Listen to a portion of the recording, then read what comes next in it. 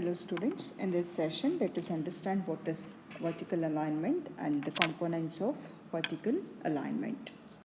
The general features of ground or topography of any region may be level at some places, but it may have slopes of varying magnitudes at some other locations. While aligning the highway, it is common practice to follow the general topography or profile of the land, keeping in the view of drainage and other requirement on each stretch. This is very much essential while minimizing the deep cutting and very high embankments. Hence, the vertical profile of the road would have the level stretches, or also it may have the slopes or grades.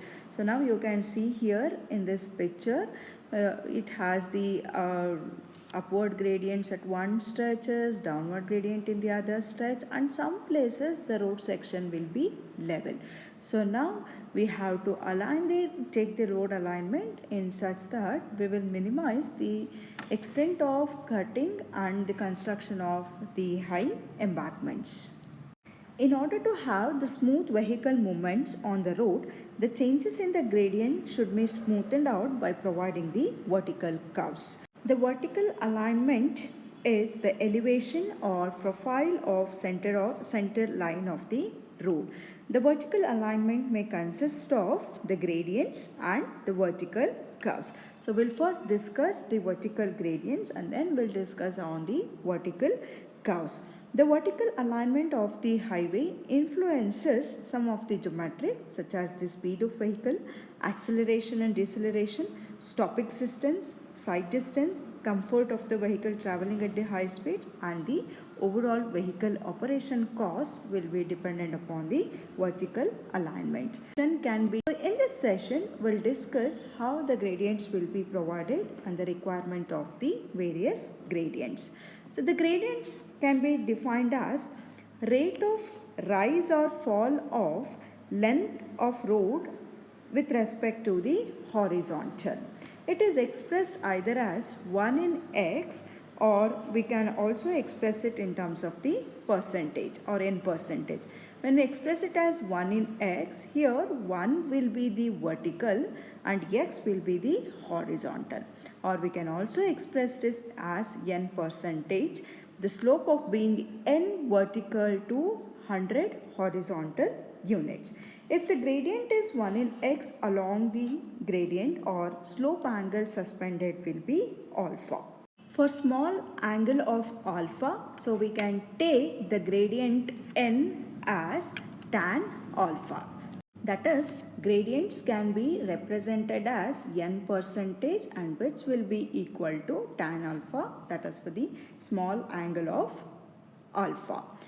Usually the ascending gradients are represented as plus n, and the descending gradient will be represented as minus n percentage.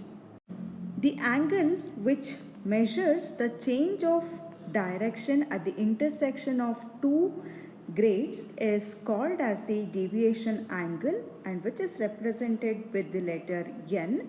This can be, the deviation angle will be equal to the algebraic difference between the two gradients. If you look in this picture, the first we have the ascending gradient which is at a rate of plus n1 and followed by the descending gradient, that is minus n2. So deviation angle will be equal to algebraic sum difference between n1 minus of minus n2. So this will become, deviation angle will be equal to n1 plus n2. That is what is being indicated here in this picture. While aligning a highway, the gradients are decided for designing the vertical curve. Very steep gradients are avoided as it is not only difficult to climb the gradient, but also the vehicle operation cost will be increased at the steep gradients. Considering that, the gradients can be divided into the 4 categories combined with respect to the slope, how much slope we are having.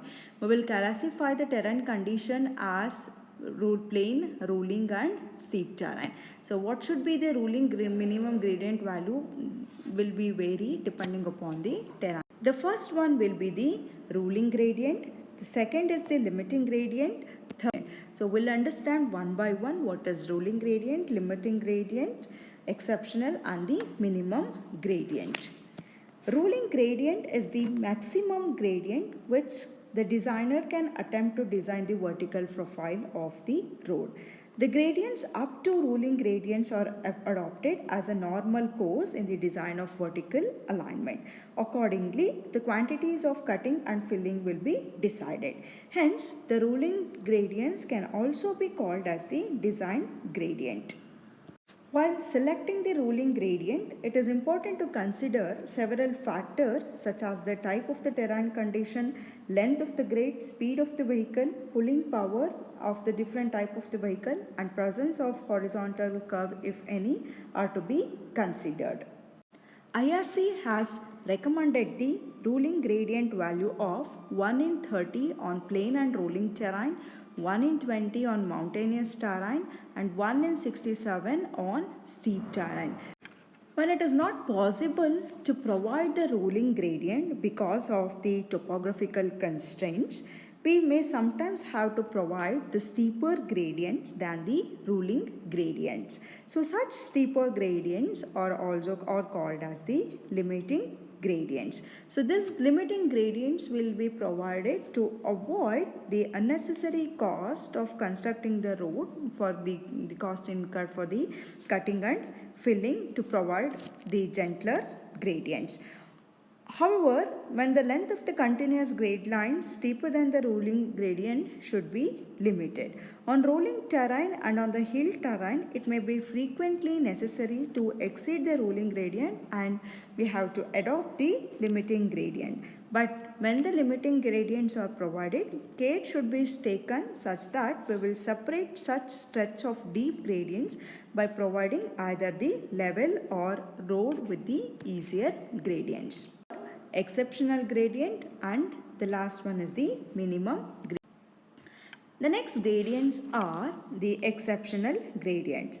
In some extraordinary situation, it may be unavoidable to provide the steeper gradients, that is the limiting gradients, at least for some short stretches, and in such cases the gradients still steeper than the limiting gradients can be provided, but it can be provided up to the exceptional gradients can be provided.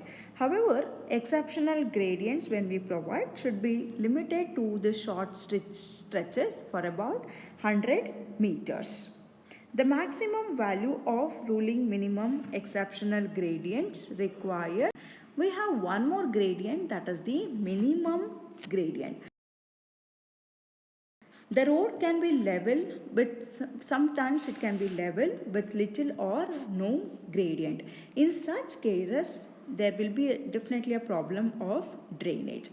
The surface water can be drained off to the side drains by providing the proper camber onto the pavement surface and cross slope onto the earthen shoulder. Hence, it is very much essential to maintain the minimum gradient. So at the level or level land and with open side drains, the minimum gradient value will be 1 in 400 or 0.25%. When the drains are of concrete or gutter, the minimum gradients value of minimum gradient will be 1 in 500. And for open drain or kacha drain with the steeper gradients will be provided up to a value of 1 in 100 has to be provided. Will be given by the IRC. So you can see here along the plain or rolling terrain, the maximum value of rolling gradient will be 1 in 30. If 1 in 30 is not possible to provide, we can go for the limiting gradient, provide it up to 1 in 20.